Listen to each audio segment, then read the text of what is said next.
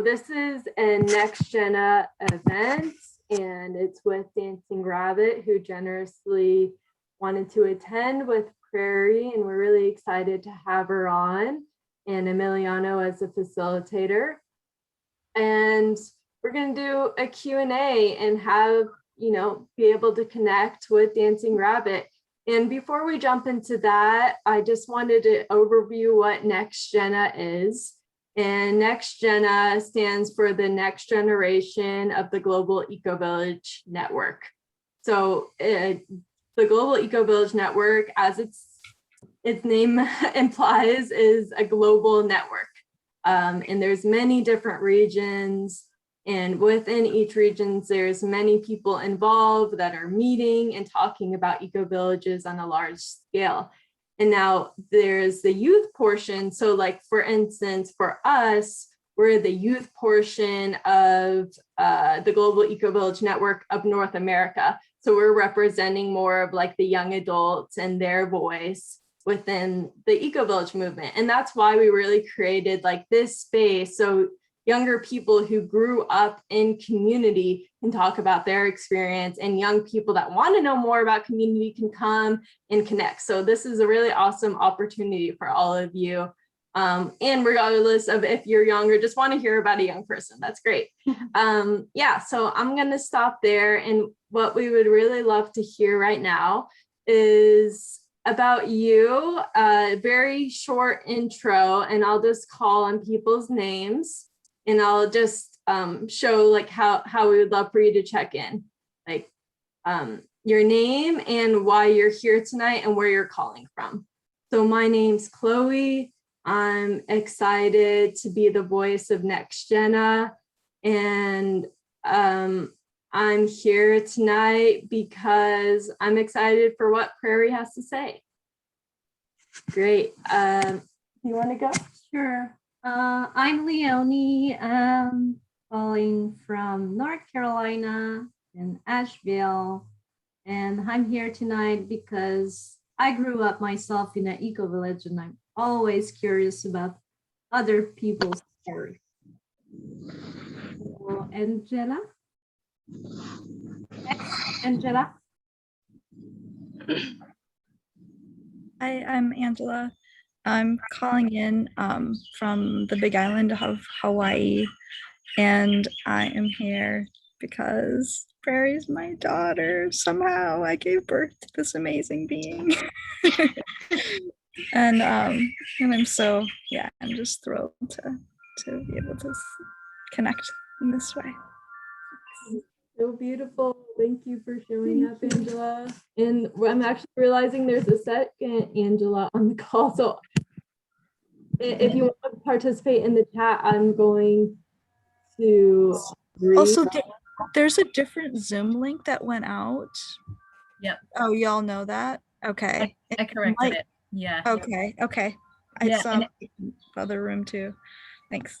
And Angela Winburn is the other Angela, and she put a message in the chat that says, "I'm from Dancing Rabbit and don't have my camera or audio tonight, but hi, Prairie." So she's support. And since I'm off mute, I'll go next. My name is Danielle Williams. I live at Dancing Rabbit Ecovillage. I'm here to support Prairie, but like in a more meta sense, I'm here because I think that young people growing up in ways where they understand their interconnected impact of systems and how to be effective on the planet is our best chance of the human species thriving in the years to come. And I think that Prairie is the most excellent example I have ever met of a young person really like taking on the charge and making the world a better place.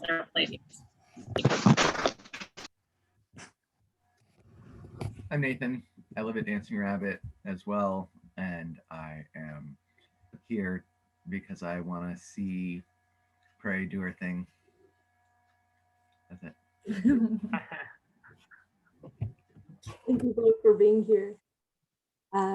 Sabrina, would you like to go next?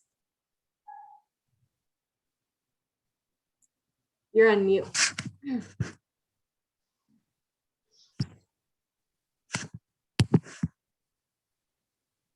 Hello, how are you? Can you hear me? Yep.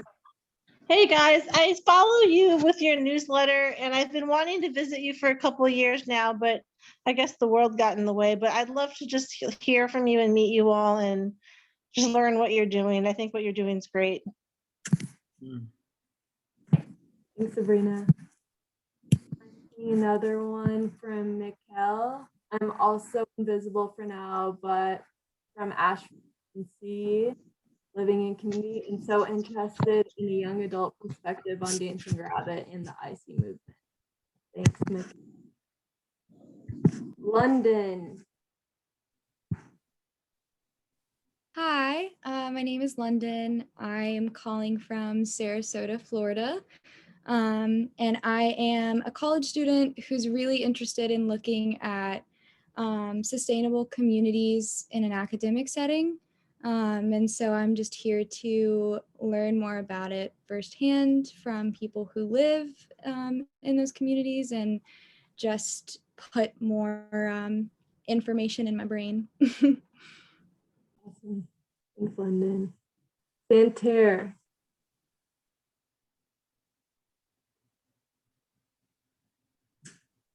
Santerre is not showing up, so I'm going to go to Gus. Hey, I'm London's friend, so all of those things also apply to me. Love just hearing about all of this stuff and would like to live in one in the future or make one or something. So excited. Very cool. Leah. Hi, also friends with Gus in London.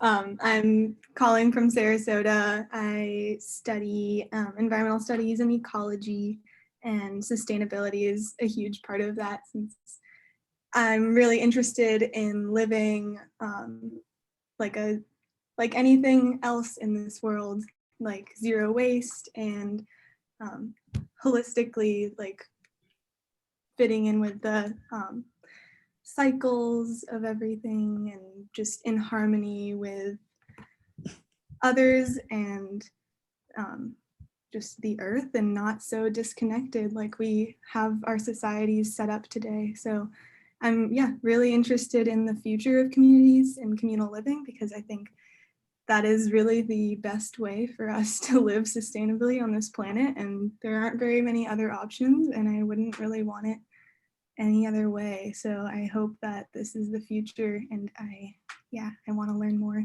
Great people are on here. Thank you, Leah, for that. Let's go with Julie and then Mike last. And Santerre, since we didn't hear from you, can always put in the chat. My name is Julie. I am in Asheville, North Carolina also. I saw a YouTube video of you guys and I think it was like, I don't know, 5 years ago, 6 years ago, something like that. And so I've been kind of following ever since. And so I saw this come up in my email and I was like, oh, what a great chance to kind of get to know the Ecovillage better. So I'm here now.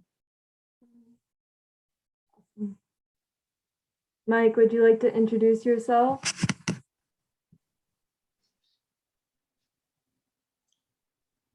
Oh, hi. You're muted. All right.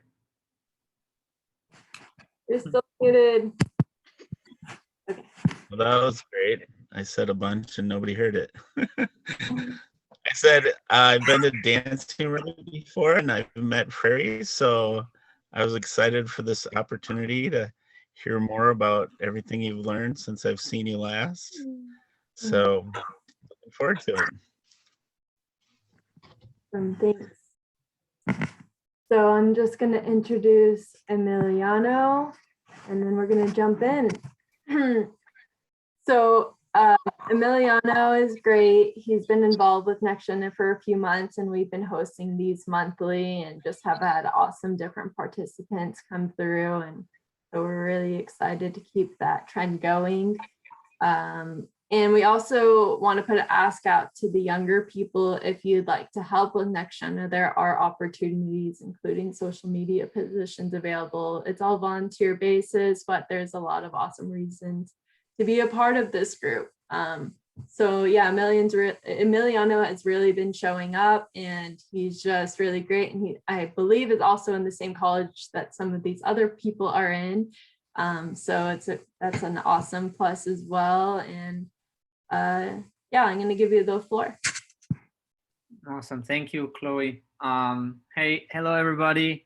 I'm so excited to have so many people. I think this is our first call with this many people. It just means that there is an interest to learn more about young adults growing up in communities and finding out more about their lives, what's their experience, and also how can we get involved. So I'm just gonna say a little bit about myself. I lived in an Ecovillage when I was 8 for 2 years, and it was a beautiful experience. So I have it in, my parents lived in one as well, and I grew up in a farm when I was a kid as well. So I have it in my blood. I also was part of building an Ecovillage, or a community in Maryland called Coops to Co-ops. It's a fairly new. So I'm really passionate about the topic, and my intention is to really just inspire people in this path and share my experience, and also hear about other people's experiences. And that's really why we have Prairie on the call. I'm sure everybody's excited, as we saw, heard. She's very loved by everybody. And I spoke to her once, and on our call, I was very impressed with everything she's doing. At the age of 18, being someone that has such a ambition to change the world and to make a difference, mainly. So I feel like, this is a great space for Prairie to really share with us who she is, what's her background, how did she get involved in Dancing Rabbit, and then from there go into more questions about her experience living in the community. So with that said, I'm gonna ask Prairie to introduce herself and share with us how did you get involved with Dancing Rabbit, and a little bit about your background. Cool. Hi everyone. I'm Prairie Johnson. My face already hurts from smiling, so you might see me try to stretch those muscles. Yeah, so I grew up in Sioux Falls, South Dakota for the first 14 years of my life, and I moved to Dancing Rabbit with my family 2017, so little over 3.5 years ago. Yeah, I've been hanging out here ever since, and I don't know how to distill I'll try to my best to distill all of the gems from my experiences so far. So I've been unschooled my whole life, and I think that's life is kind of my school, and it is for everyone. So I'm continuing to do that. And this has been a beautiful place for that kind of education, that kind of fluid and present awareness with the world that one needs to engage with in order to learn. And yeah, what to say about that? Being around people that are of varying ages has been a huge impact and influence on me.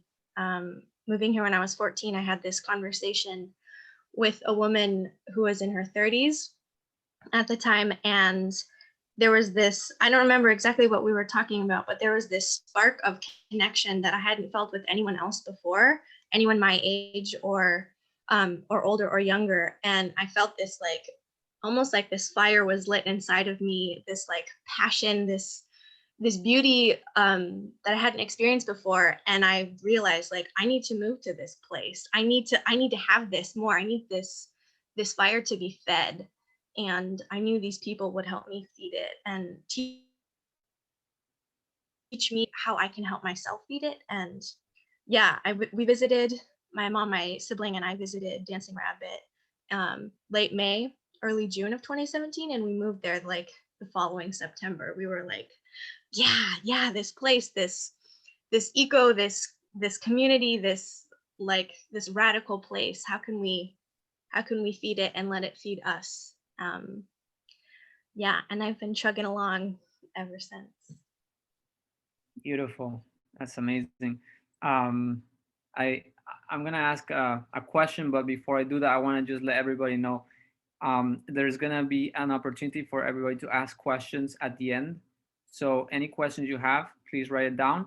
And if you also want, you can text it on the chat, and I will make sure to ask it if it's a relevant question in the conversation. So don't hesitate to ask. And the idea is that at the end of this call, you're more connected to the community of Dancing Rabbit, and there's a possibility of exchanging contacts and information so that you can stay in touch. So I just want to put that out there. Okay, so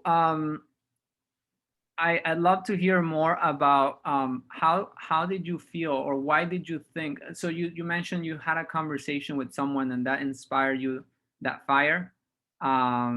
So tell us more about what was that conversation. I was just curious about that. Or yeah.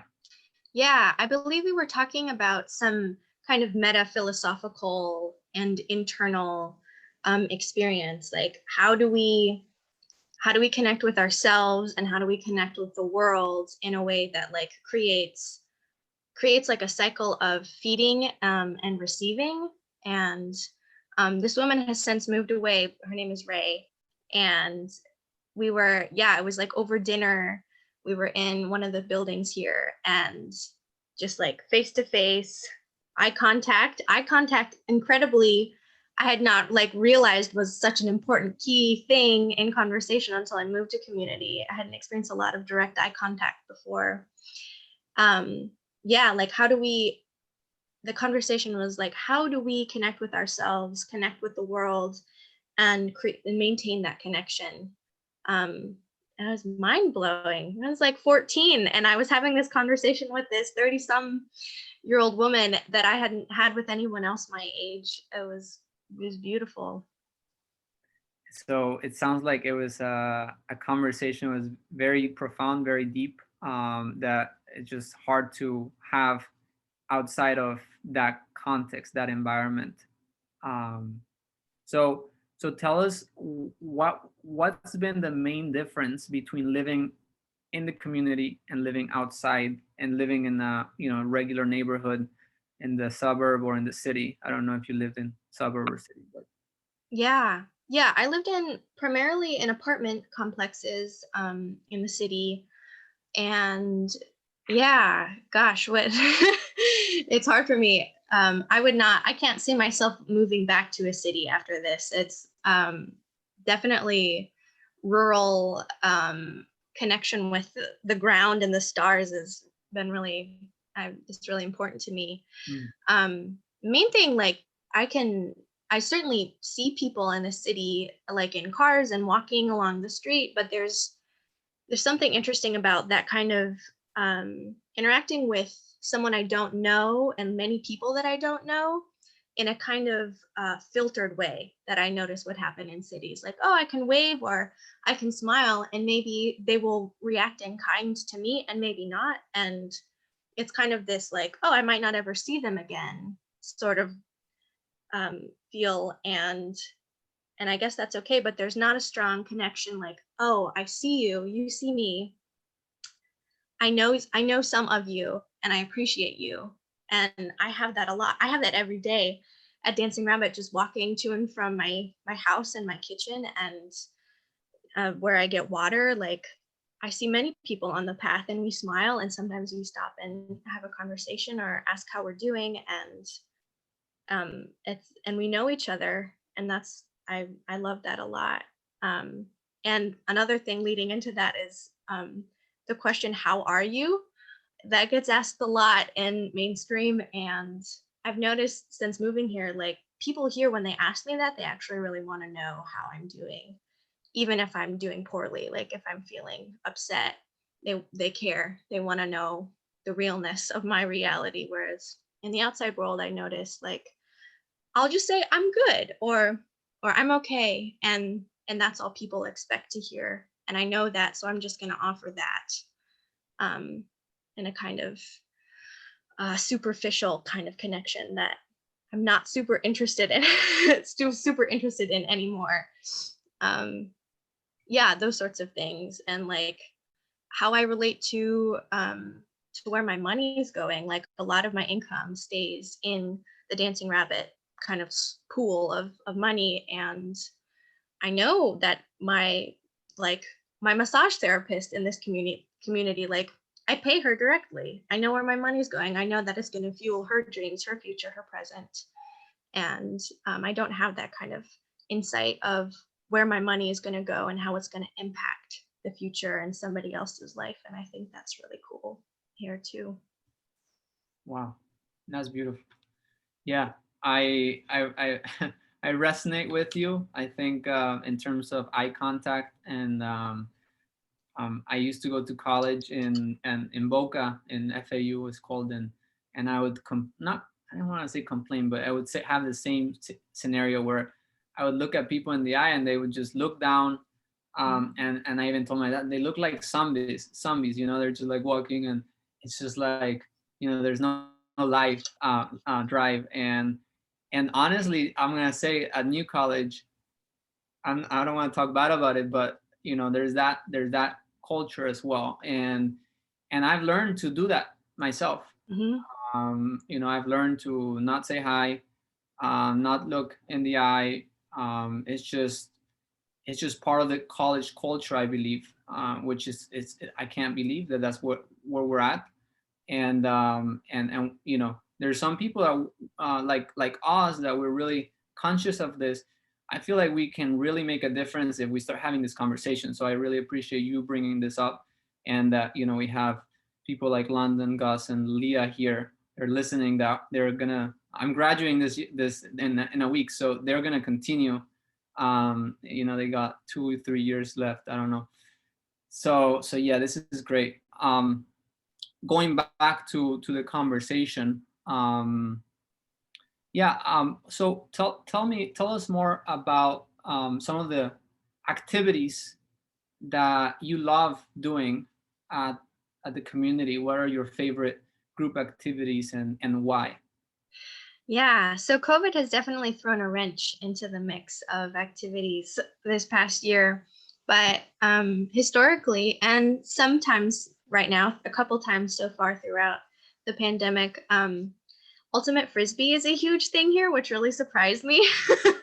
And I was really nervous when I first moved here because I hadn't had any experience with sports, and everyone was so encouraging. They were like, come, you don't have to know how to play or even how to throw a disc. And I was like reluctantly, but very quickly enfolded into this beautiful community of encouragement and fun and challenge and like learning. I love ultimate frisbee because it's so diverse. Like our teams, which is just whoever wants to come, and we often switch who is on which team. They're so encouraging and it's so playful. I get to see people from other neighboring communities like Sandhill and Red Earth, are communities that are just a few miles away from here. Yeah, I get to like challenge myself and watch other people challenging themselves and help each other with the challenge and connect around movement and being outside and running after this plastic thing that really kind of means nothing, but somehow is meaningful, that we make meaning for. Yeah, ultimate frisbee for sure. And song circle was something that really drew me in and also freaked me out in the beginning. And that has been happening outside with COVID. We basically just, whoever wants to come, we just sit in a circle and we go around, and each person, when it's their turn, gets to choose a song that we sing, whether it's like request someone to teach a song, or leads a song themselves, or like, oh, I want a song that has the word water in it or the word tree in it. And we all kind of figure out like, okay, let's do this song, or someone just like starts singing right away and we all join in. So I just, yeah, moving here has like helped me fall in love with singing in a whole new way. Like I love singing by myself, and singing even with just one other person just lifts me up for the rest of the day. Yeah, I love Song Circle. Another thing that I find some rabbits might be like, really, you like these? I really like our village council meetings. So maybe we'll get more into how we kind of govern the governance of our community, but there are meetings that are held usually every Sunday. And yeah, like we talk about whatever is up in the village, issues that want to be resolved, or policies that people are proposing, or yeah, it really can be anything. And a lot of people, it's often a big turnout. Like most of the community comes and we sit down outside or inside, and we do check-ins. We go around and everyone checks in and says how they're doing and what they're bringing to the meeting. And it's just beautiful for me to just like to have that really raw present connection with everyone. And I don't necessarily see them every day or see everyone every day. So it's beautiful to just like, we're engaging in this sometimes really challenging thing, and we're really doing it intentionally. And that's really inspiring to me as well. Yeah, totally. Yeah, you mentioned governance. I think that's a critical thing in a community, and I think we can talk a little bit about it. I want to just mention we had a few topics to discuss, just for everybody to know. We were thinking of discussing education, connection, how people connect, and ethics and conflict resolution. So if you have a preference, please write it down in the chat, and I'd like to see where everybody's at in terms of what path do you want this conversation to go. But I think I'd love to hear more about governance too, just a brief overview, so we can get an idea. So yeah, if you all want to write on the chat, what are you most interested in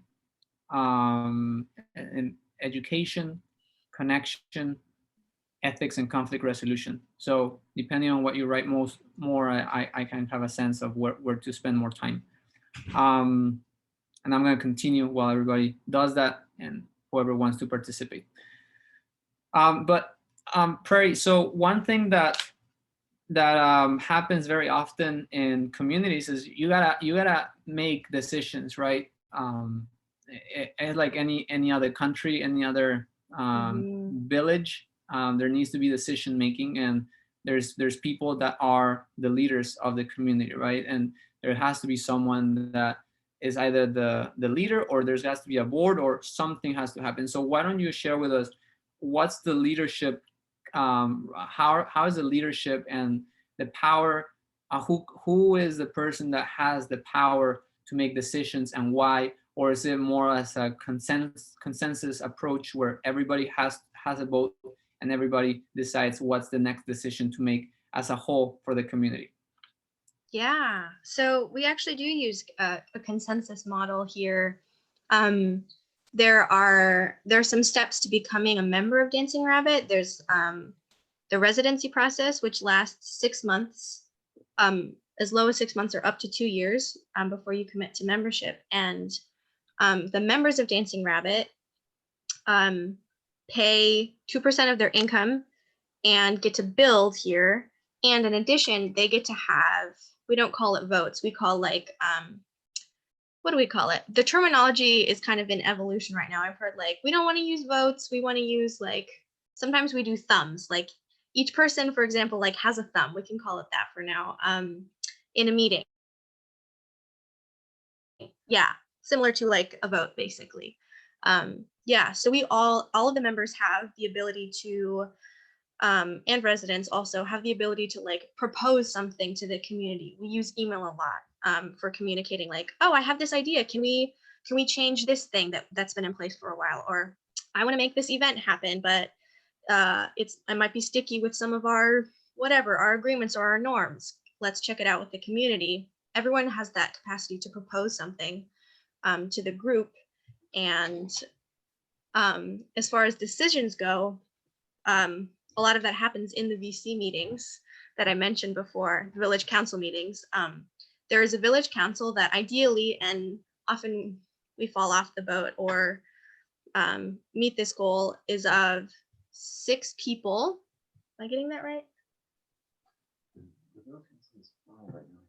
but ideally is 6. 7 originally. But it's been that way for a while. Okay. I just asked my friend who's in here. He's been here longer than I have. Right now we have 5 people in our VC. And ideally we're looking for a gender balance. So female to male gender balance on there. And those basically we elect those people.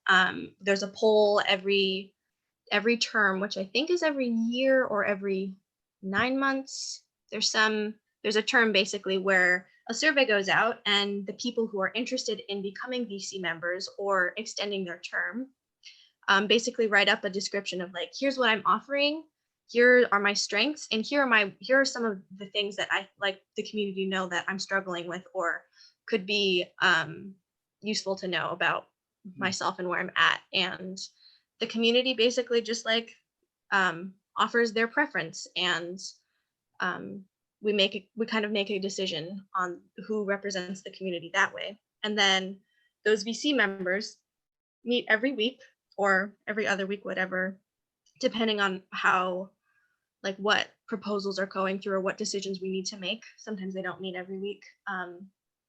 And then ideally everyone in the community meets with them to discuss the topic, if that's what we're doing, or the VC meets, just those members meet and they discuss business, like, okay, here's some proposals that are coming through. Let's have a meeting. Let's not have a meeting. How do we hold this? So they're basically holding our opinions. Like, we elected these people, they're holding our perspective.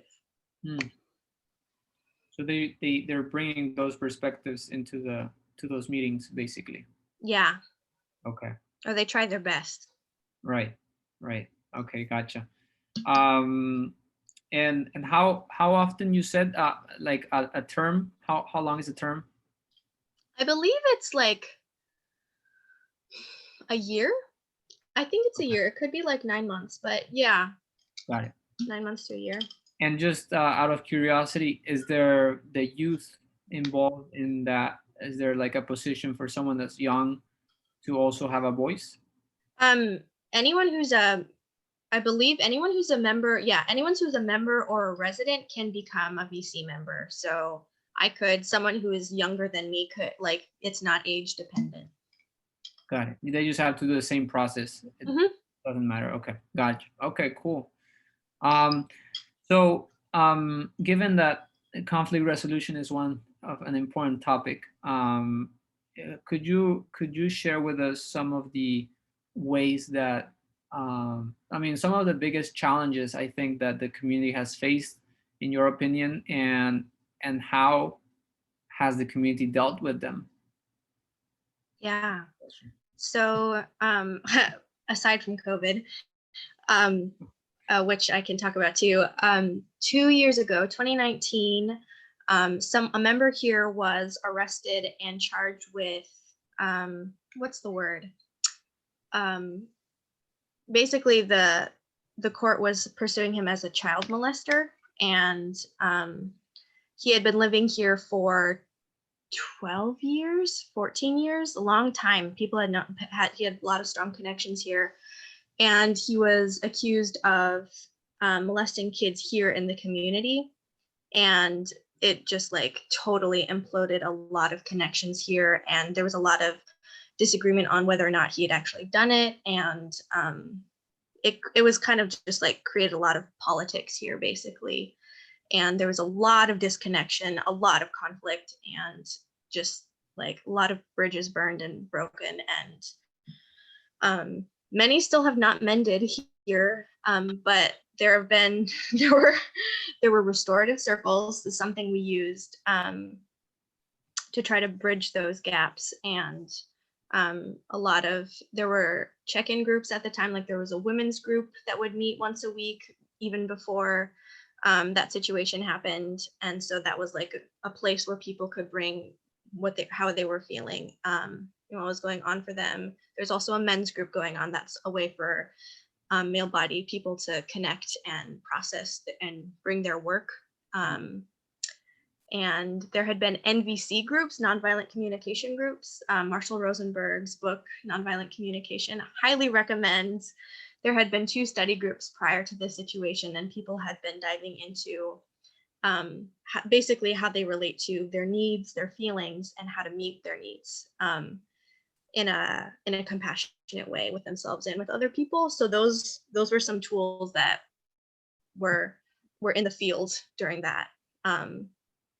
And is there anything you want to? I can talk about COVID too, which is another one. COVID would be interesting as well. Yeah, for sure. I mean, in terms of how okay, just before we jump into the next one, how has that mended? How has the relationships?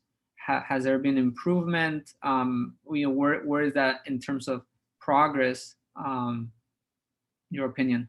Yeah, I think it's improved a lot. Definitely so much better than it was right when it happened, and even a year after it happened. Certainly, there are some people here that have kind of broken off some of their ties here, and a few people moved away, and the people that remained have steadily just like either talked about it or just kind of let it go and just know not to bring that up. And that's just a conversation that people don't want to have. And slowly the feelings have died down or been processed. And it's not a common, like, we don't talk about it very much anymore. It's not really up anymore.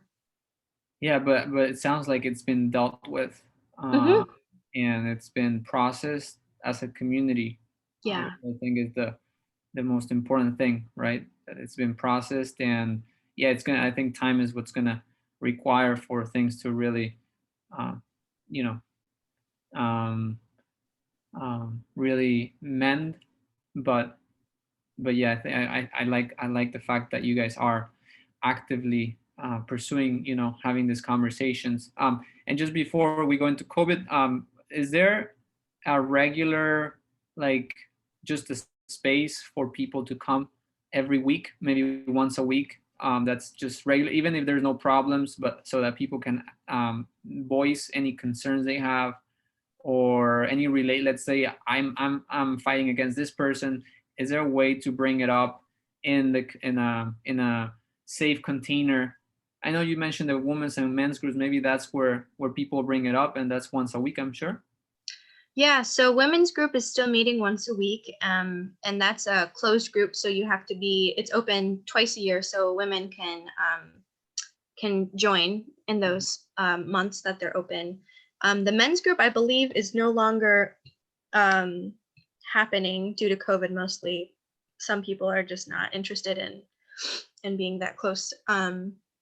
And other than that, there is a conflict resolution committee, or ConRes. And that's basically, you can just contact the members of that committee and say, hey, I've got this feeling, I've got this issue, I have this conflict, can you help me? And that might look like, hey, help me find a mediator so I can talk to this person that I'm in conflict with, or can you just listen to me? Like, I'm having some feelings.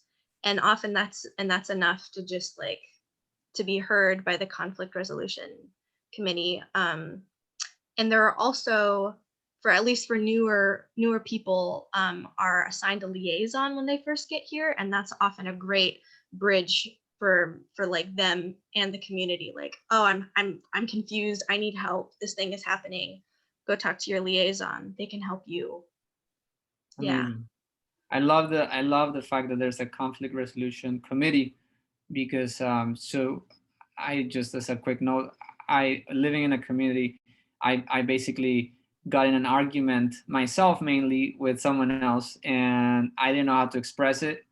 I internalized it pretty much, and then it was just in the background of all my actions without me really noticing. But then it just came back and came back and came back, and it became so big that it was really hard for me to be in that community.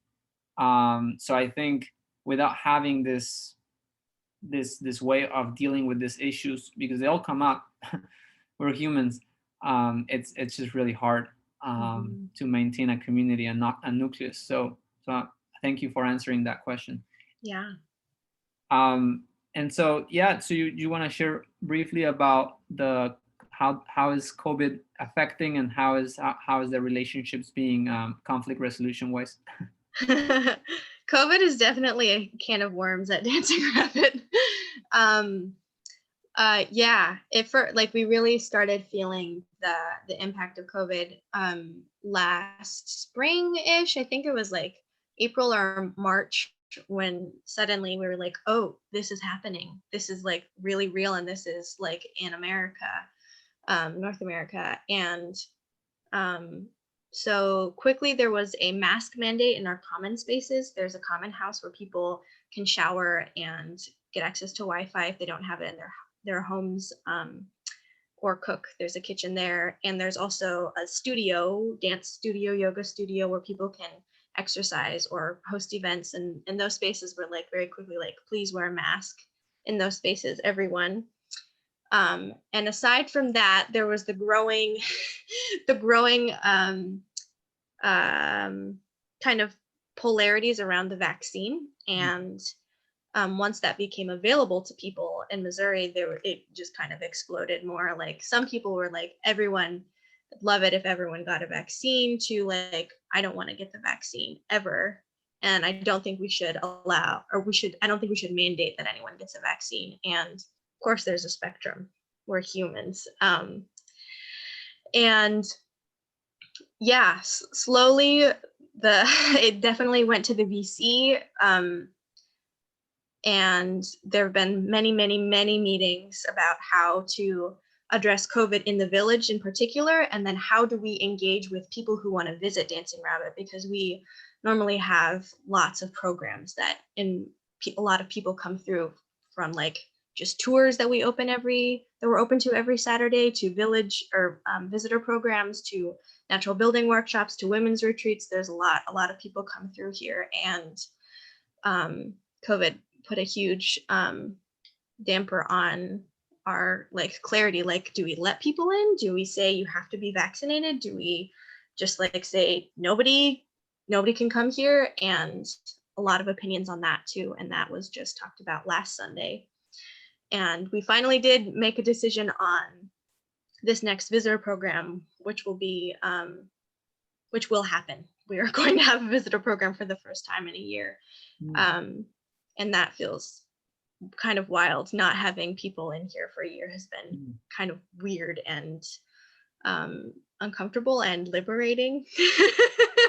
Not having new people in my space has been kind of like, oh, and also like, oh, I miss the new energy and the excitement. But yeah, COVID it's still in process. We're still talking about it, and there's still disagreements and conflict. And I think we're getting better at talking about it for sure. And I think with this, there's another nonviolent communication group in process right now. And I think that's helping a lot with how people are engaging with it.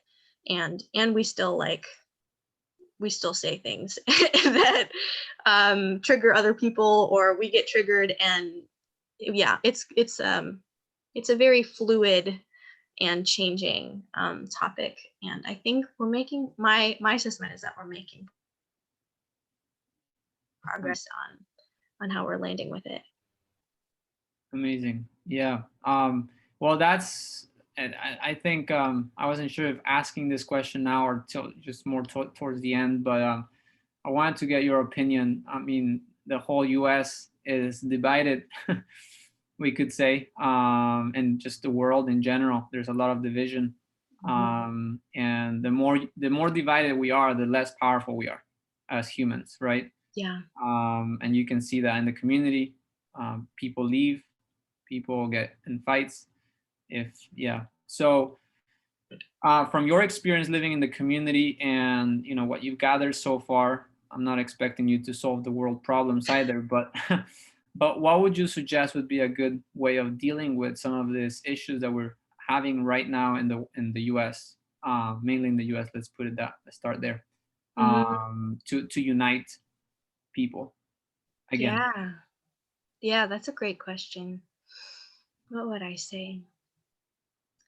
I think my poem might have some of my answers that I've digested more as well. What I would say for now is it requires a lot of inner awareness to like not just know oneself, but also to like move with oneself, to know, here is my tension around the outside here. Here's my tension with this person. This is what I'm feeling. And how can I claim that this is my feeling, instead of saying this thing needs to change, this person needs to change. I need the out here to be this way, to know that our tension is in here, and learn how to sit with the discomfort in here, because that discomfort may pass, and there will be more and more tension, and the practice of holding what is in here, and then we gradually, once we learn more and more how to hold what's in here, I think we'll be able to hold what's out here more too. And I think that's so, so, so important, because we're all different. We're never going to think exactly the same way. And I don't think we're designed to. We're all humans, and we're supposed to be diverse. We're like snowflakes, like flowers, like this is how we are to be. And we've created a culture that allows for a lot of finger pointing without inquiry, without holding, without space. And I think once we practice holding ourselves and feeling the space that we can take up in the world, I think we can hold other people too. And that's what will create the connection that we need while we are divided. That's beautiful. Love the answer. And I can't wait to hear your poem, which, yeah, Prairie has a poem that she wants to share with us, and she'll share in just a moment before we open the questions to everybody, which I'm sure all of you have questions. I can already think that in my head. So yeah, I mean, I could go on about this topic because I'm very passionate about it, but I do want to talk about the ethical aspect, just because it was some other thing that we had in mind. Actually, it's all part of conflict resolution. But just what are some of the ethics in the community? Just briefly, if you can share, and what are some of the values in the community? Mm-hmm. Yeah, so we've got a list of covenants that everyone agrees to abide by, and another list of agreements, and then they're the like kind of unspoken or like not super explicit norms that we kind of just like pick up through interaction and experience. Lots of layers of values here, and I think some of the main ones that I see a lot every day is like our value for the earth and respecting the earth. Obviously, we're not perfect, and we have plastic here. We're not totally self-sufficient, and we're dealing with like recycling, and like where does our recycling go, and like what's actually happening with our waste, and how do we create less waste, and yeah, lots of questions and a lot of places to go from there. But I see a lot of like care, like, oh, a lot of people have gardens here where they get like manure from the farm a couple miles away to like nourish the ground, and they plant organic seeds and like don't use pesticides. And there's a kitchen co-op here too that like has lots of goats and some cows now, and ducks and turkeys and pigs, and just like, so the animals are just so happy here. Like I go down there, I'm like, oh, they're living the life. I wish I could live like that. And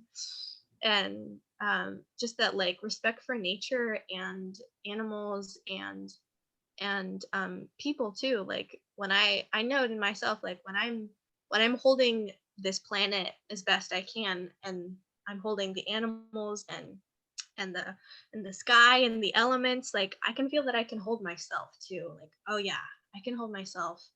I can hold this earth to the best of my ability as a consumer and a person, and an imperfect person at that.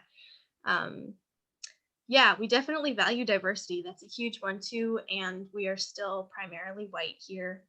And yeah, and that's a constant struggle. Like we're in Northeast Missouri, basically in the middle of nowhere, super rural, and it's not super appealing to a lot of people, and I totally get why. And that's something that we're like trying to figure out all the time. Like how do we create more diversity in our human population for sure. And I totally feel that lack in myself too, as a biracial person. And still, yeah, if y'all have any ideas how to bring more diversity here in the middle of Missouri, let me know. Yeah, definitely value diversity. And yeah, and I spoke to this too, that emphasis on communication and authenticity and clarity. Like, how do we like move beyond our conditioning while holding our conditioning, and like, yeah, like come forward in an authentic and vulnerable way. And I think our conflict resolution committee is really like, yes, let's meet what is, and hold the people and hold the feelings, because at least the culture that I grew up in, like, did not hold that very well. Like, oh, if someone's angry, you just blame the other person. It's probably the other person's fault, or like, or don't say anything. And the culture here is like, yeah, we're all going to experience discomfort and the anger and the it's somebody else's fault, and let's hold that and figure out a way to process that and still maintain connection. And it's okay to create, and it's okay for the disconnection to happen. And like, how do we come together? And I love that. I mean, when I'm in it, I don't love that, but I love the cycle of, oh, I'm feeling disconnected, I'm feeling some blaming energy, and I'm in it, and then like, okay, I'm here and I'm committed to reconnect with this person and myself, really. And that's something that I think we all hold here. Although, you know, if you ask someone when they're in the like, they may not say that. Right. Because we're all people. Yeah. Wow. Love it. And yeah, I'm so happy that I was able to have this conversation with you, and that everybody was able to hear this conversation. I think it's very, very valuable. It's recorded, of course, and you'll be able to get the recording. And yeah, so I'm gonna finish my part with just saying that yeah, Prairie has a blog and Facebook page, and you know, she's doing amazing. She's killing it. But yeah, I think it's just because of her authenticity, and as we can hear, she has a beautiful spirit that, you know, just share authentically.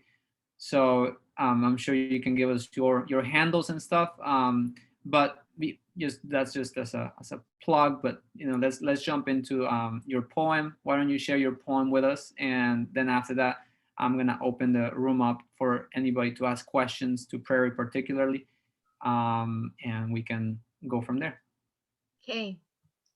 So this poem I wrote specifically for this event, and I tried to like kind of center my passion. Like, okay, if I can say something to these people, what am I passing across? And this is what I came up with. So this is called Unity. Belonging is a core human need, not to be confused with fitting in. If you can breathe, I know you know the pull to dull your inner colors, to mask yourself, to confront the world with a face that will please at least somebody at the expense of your own body. Centuries ago, when we lived in small clusters, we needed the approval of the group, the warmth of a shared fire that would guarantee our safety.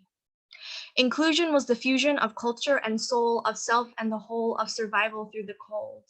Our frontal lobes have brought us farther than the future, but inescapably tied to our minds and our need to survive. I have friends, allies, but I am still afraid to die because deep inside I am wired to hide and bide and shrink and think my way out of being left behind. I think that we are creatures that have evolved to solve and solve, and have forgotten to savor the flavors that we have sown and harvested from lands we do not truly even own. We pick fights, not out of spite, but from the brittle bricks we have hoarded to armor our breaking hearts, our shattered relationships. We are like ticks, small and somehow larger than life. We pray and we catch and we fall and we roll the dice, gambling our lives for an illusion of elevation and status, while the means we are gleaning spiral into an end that we are too terrified to comprehend. And all of this to pretend to contend with ourselves, our neighbors, our sisters, our planet. We are at a breaking point. We have reached the summit of me versus you versus the world, and I think that the gravity of the tragedies we hate, degrade, underestimate, and inflate circulate around a core of inertia fueled by hurt and a lack of self-worth. There is no victory in a war where we are fighting for thin ice, for shutting down, lashing out, and calling that proud. I want to witness a world of inclusivity, of self-inquiry, of curiosity and generosity. Like you, like everyone, like the stars and the sun, I want belonging. What emerges is a desire to fit in, to play the game of sink or swim, because that is what I thought, that is what I see, and that is what I was taught. Until I realized that we are all trying on disguises in an attempt to get by with being alive at a time when most do not need to run from tigers or hide from other tribes. We are left utterly wide-eyed and unsupervised, and what we do is think and think and think. I need to survive, and am I good enough? So we wage wars and settle scores and make more and more and more. We get bored and reach for the next something to soothe our sores, to avoid the painful stories, to prove we're worthy. Are we worthy? Are you worthy? Do you look at me and think she is worthy? I do, and I forget and I regret and I spiral and I collect myself. And I reflect, what a long game we play with ourselves. What an adventure, a journey. And for what? For money, beauty, white teeth, clean laundry? I will be bold enough to say that you might just have the privilege of choosing, of moving, of learning. And what are you doing? We wage war because of the disconnection we do not mention, a reflection of our inner tension. We lash out at the planet, at our nations, even at the destruction, at ourselves, creating habits over habits. I think I'll sit, we stay, we say, until the day our fraying planet and relationships fall prey to the winds of change, and we are all that remains of growing pains. You see, the world is changing, demanding greatness, demanding more and so much less. I believe we are polluting because we are pleading to the cosmos for the answers to our pain, but the answers aren't in vain, just within our very veins. We need each other, and sometimes we hate each other. We used to feed each other, to house and clothe each other, and now that's for mothers, for the nuclear family. What about community? Collectively, I think we need to lean into our shared suffering, our grief, our dis-ease. Humans are not leaving just yet, and insecurity, discomfort, and uncertainty will not dissipate so willingly. So how do we build each other up, keep ourselves accountable so that our pain doesn't turn into mountains that we don't climb, won't claim, can't name, so that the shame of being beautiful doesn't cripple our potential to create ripples that will fill the rifts between us and shift the scales into we and trust? I want to put the I in we. I know unity is a buzzword we slap onto trees and bees and everything else that is thirsty for belonging in the clogged and divided streets of our societies.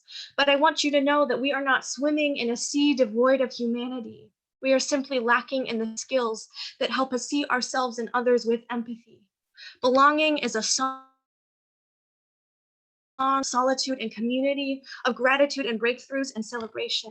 After trying and crying for many years, we have watered the earth for creation to emerge, for the rebirth of our nations into models of restoration. We are claiming our worth, and sometimes that hurts. So please remember these words. I also know how it feels to be lost in the world.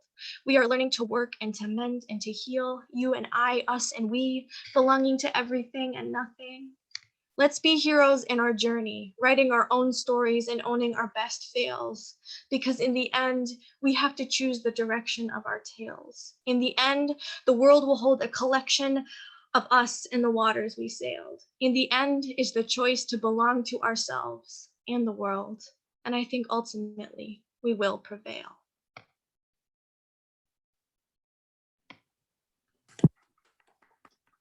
Bravo. What a beautiful expression. Thanks.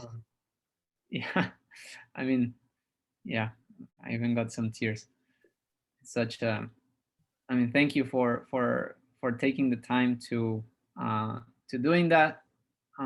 Seems like you're really good with words. Probably it would take me a whole month to do that. But yeah, thank you so much, and yeah, I'd love to see the copy of that poem and be able to read it one more time.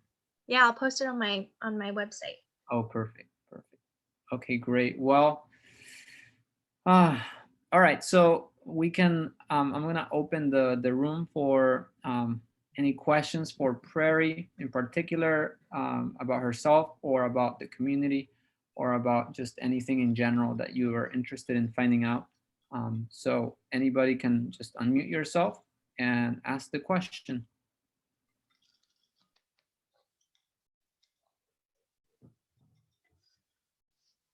Hi. Hi. I was wondering what a typical day is like for you, Prairie. Yeah, you know, it differs, but pretty consistently it's looked like I wake up probably with the sun in my little cabin near the woods. I get up and I do some journaling, I do some meditation, and sometimes some exercise. And I walk to my kitchen, which is like 30 seconds away, my kitchen co-op. And I make breakfast, and sometimes my friend Ted is in there and we chat and talk about whatever. And then I work online. I'm working on my on a spoken word poetry creation project that will hopefully be a business that I can live off of. And then I go do some garden work often, and then I eat lunch. And then I work at this building that I'm like, it's kind of a, it's like going to be a sub community of Dancing Rabbit. So we call the building Sub Hub because it's going to be the main hub of the sub community. So I do a lot of carpentry work and yeah, learning. I've learned a lot there. So I'm helping put up boards on a ceiling right now.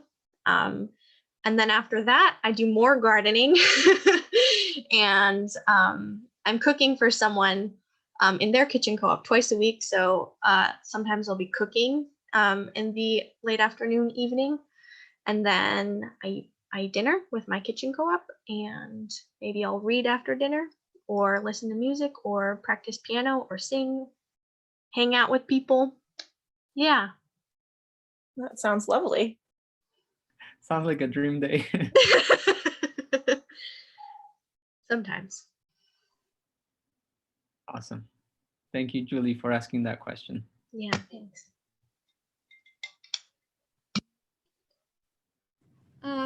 I would like to ask a question, if that's okay. So I was really interested to hear your comment about the fact that you've been unschooled your whole life. And I have been schooled my whole life. So I guess I'm just really interested in what you mean by that, what that looks like, and how that's affected you. Yeah.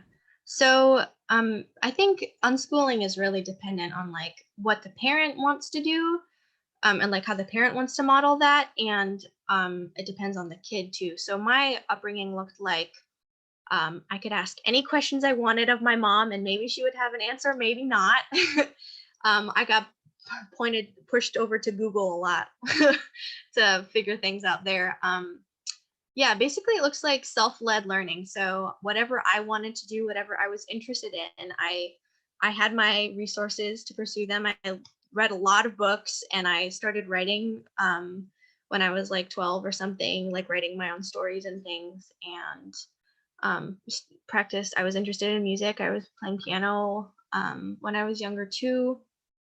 And yeah, it just looked like I didn't learn a lot of like conventional history or biology or sciencey things. I was more like into esoteric, like what is what about quantum physics and quantum theory and like all these what about this author, and like I loved Einstein, and kind of I grew up in a very like with a very unconventional mom to say the least.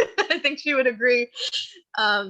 And yeah, so I was like, it was kind of like, okay, you have the world, Prairie, go do with it as you will. And I kind of just did, and it looks super different throughout my life. Like there was a while where I was like, I'm done, I'm just not gonna like do any like quote unquote learning. I'm just gonna like play outside and like get hurt and learn conflict and figure out belonging, and like I don't know about this life, but I'm just gonna try. And then some iteration of like, okay, learning all these things, and this is how I'm gonna do it, create my schedule, I'm gonna figure out my work schedule, figure out my money. Like I learned a lot of stuff by just like going for it and asking for help and failing a lot and learning a lot. Yeah. Awesome. What a good question. Yeah. Mm-hmm. I think just as a comment, at New College, by the way, London, that's one of the things that I actually did. It's almost like unschooling because I did whatever I wanted, to be honest. Did a conference. I went to Maryland to build a farmer's market and a community, all while I was still studying. It was, I had to basically be disciplined and talk to my advisors, but it's possible. The way I did it is through a general studies AOC. General studies allows you to basically take the minimum classes that you need to requirements, and then after that you're welcome to take anything you want. You're not going to graduate with a psychology degree or with a science degree or with a whatever degree, but just you're going to be able to do whatever you want. And that's I think that's the value of New College. And it's very similar, but instead of just being by yourself, you do have a professor that can help you in the process and hold you to account and all that. So I think is unschooling, what Prairie said, requires a lot of discipline, I believe. And I mean, if you have the discipline, then by all means, but a lot of us, from my perception, a lot of us young, we don't have the discipline to keep ourselves accountable, and having someone as a professor really helps to keep ourselves accountable. And once we graduate, it's up to us to be accountable to ourselves. So it's almost for me, being in college has been like being in a babysitting space where I still can play, I still can explore, experiment. Once I leave, it's the real world, and it's up to me to hold myself to account and make money to pay bills and stuff. So that's just my comment, my 2 cents.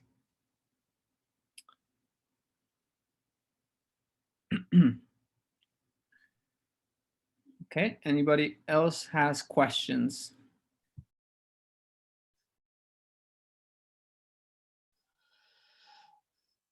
Well, I have another question then. The house that you live in, is it something that you rent or is it something that you built? Yeah, that's a great question. So the house that I'm in is a natural building. So it's made out of light clay straw, which is like straw from straw bales, like kind of shredded up and put into clay cob and just like fitted into the walls. It's about 6 inches. So it's not well insulated at all. Like it's really cold and then really hot. And I'm renting it. My lease is for a year, and I'm renting it from someone who lives at Dancing Rabbit. And yeah, I pay once a month, and I hang out in there, and it's beautiful, and works. Awesome. Can I ask one more question since I'm here? Yeah. Whether or not you want to answer. So dating wise at Dancing Rabbit, how does that go?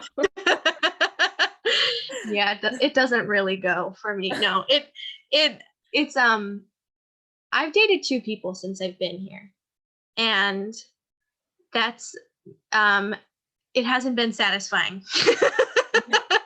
to be frank.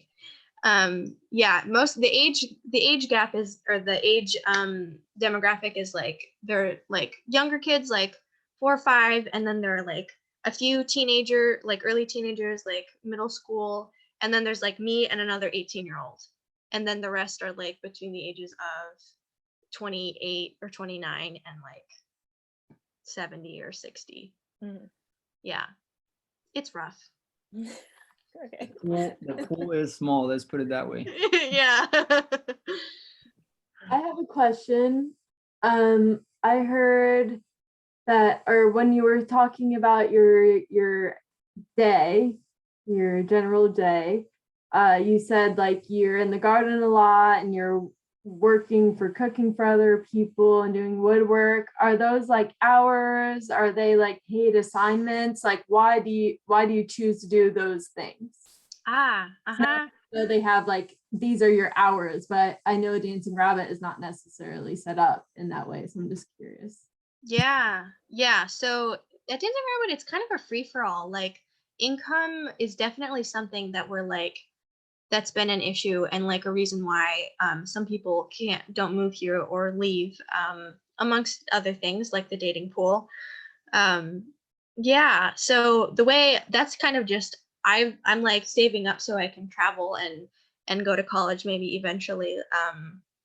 Yeah, I basically have different employers and they hire me and I work a certain amount of hours per month or per week and they pay me per hour or per cook shift in that case and that's kind of just how I do it. Other people have like some people have just online work that they do and that's how they make a living here and other people just kind of like do similar thing like random tasks around the village like wiring people's houses electrically or I don't know digging foundations or building houses or whatever helping in people's gardens. Yeah, does that kind of answer your question? Yeah, and just to reiterate, you said like people get to choose those things. It's not like they have an assigned hour. Yeah, totally.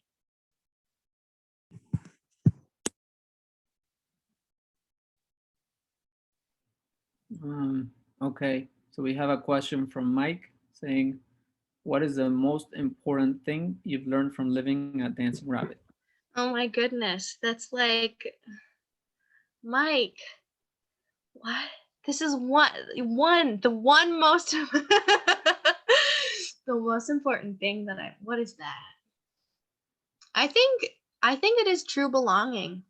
Like this is a place where I've had enough space and also enough like closeness and discomfort to find that like myself and to like really see other people like and belonging looks different for every person and it's kind of like a passion of mine right now like what is belonging, what is connection.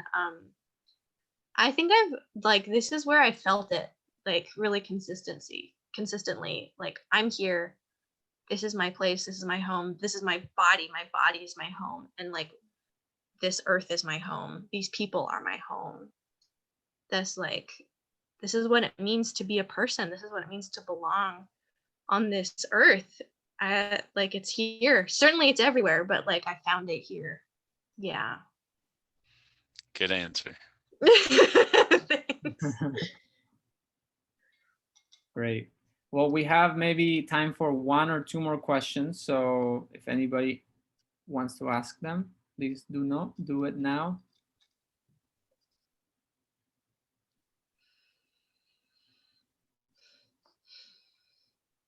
If not, then we can move on to the next section. I guess you answered all the questions, Prairie.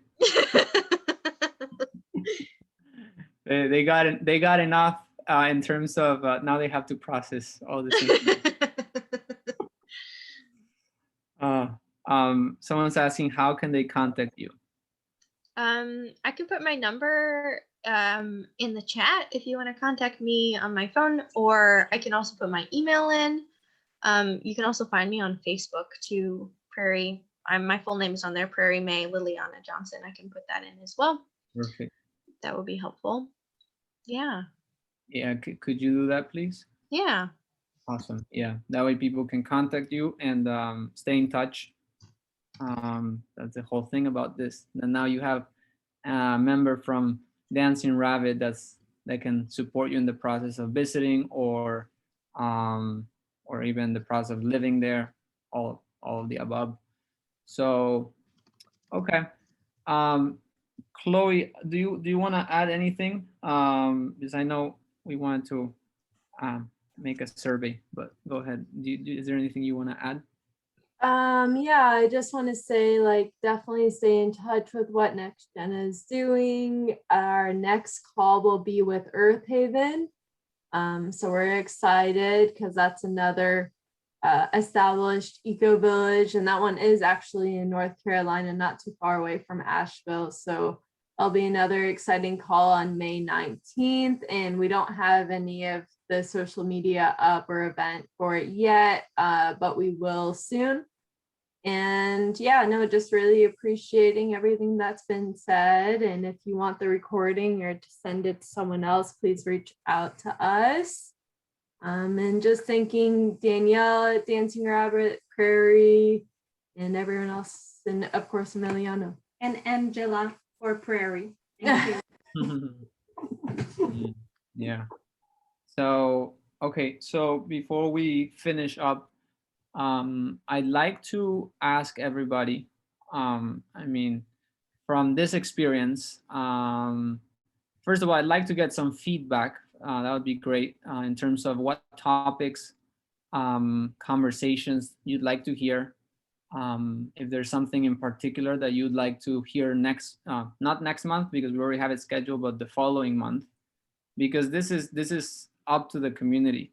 I mean, I love doing it because I meet the people, but you know, if you guys are not enjoying it, or if there's something that's missing, then you know, it's not gonna continue unfolding. So that's why I'm very curious to hear your feedback as to what you'd like to see. And right now, in particular, I'd like to hear what community would you like us to reach out to and bring into this calls once a month that we have, so that we can try and reaching out, given the network that we have and the connections that we have, be able to bring someone from a community, particularly a young person. That's what we are aiming for. So yeah, anybody has a specific, you can type it or you can just shout out a specific community that you'd like to see. If you don't know the name, it could also be a specific region, a specific state, or a specific characteristic of a community. So that way I can make notes and start doing some research.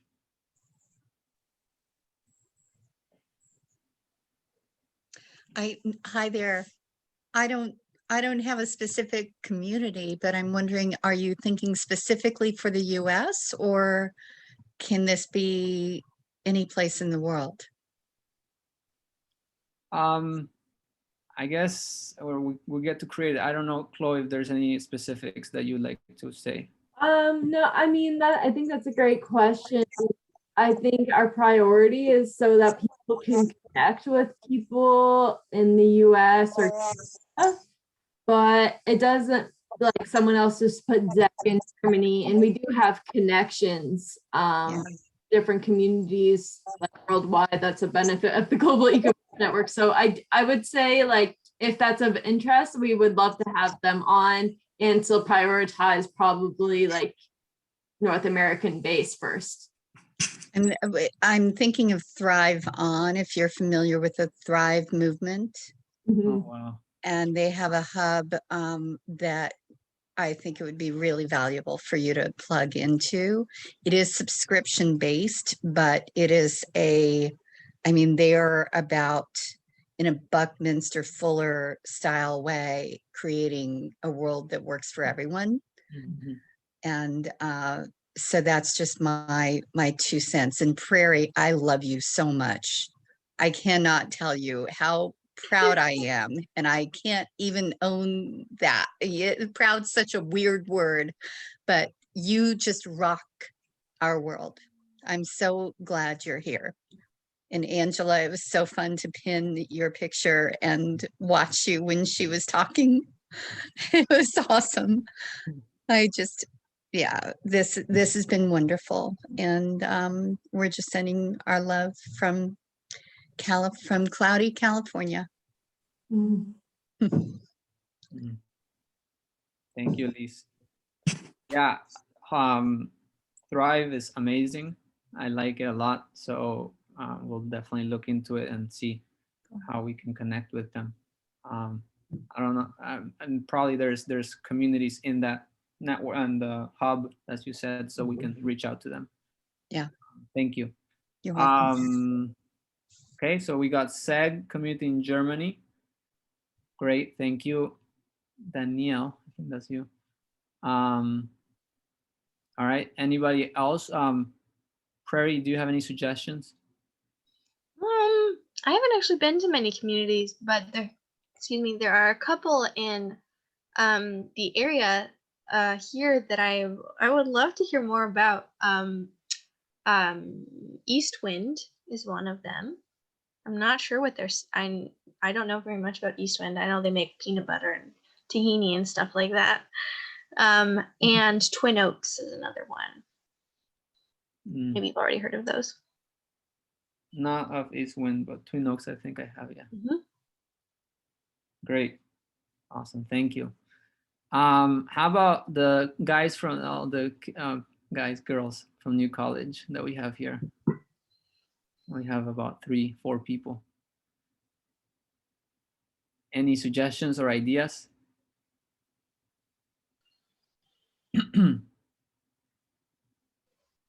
I'm calling you all out. Now you have to talk. Were you asking about if we knew of any? Yeah, or just any suggestions of specific communities that you'd like us to reach out to, probably. And So one I know of in Florida is called Sustainable Kashi. I looked into them a little. They're super focused on being like completely off the grid, like making their own, fertilizers, compost, growing their own food. So they have a really big emphasis on that.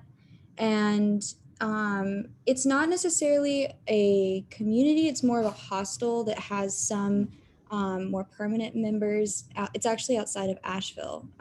It's called Mountain Light. I stayed there a little bit the past summer, and it's not as much of a permanent community, but that might be something to look into as well. okay, perfect. Thank you. Great. All right. And if anybody else has another one, you can email us as well, directly, or our Facebook too. So with that said, I'd like to complete the call. I actually have my thesis next week. I'm going to be presenting about community development and my experience building the farmers market and the community of Coops to Co-op. So I thought about, while we were having this call, if you're interested, I'd be happy to invite you all and participate on the Zoom link. So yeah, I guess if you're interested, you can reach out to me, send me an email. Which I'll put here.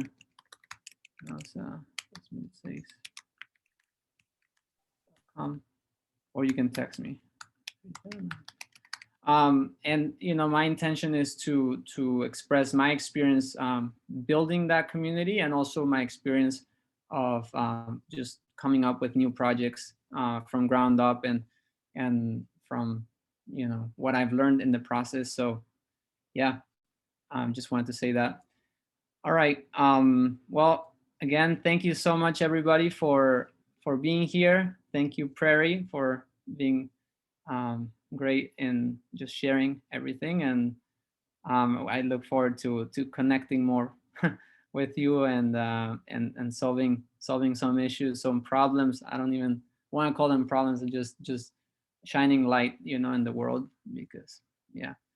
And thank you, everybody, for being here. It was lovely. I hope to see you all next month on the 19th, and that you keep coming to this call so that you can keep getting connected to the Ecovillage community, just sustainable communities. And lastly, thank you, Chloe, for being the leader of this project, and bringing us together, and connecting us with your network.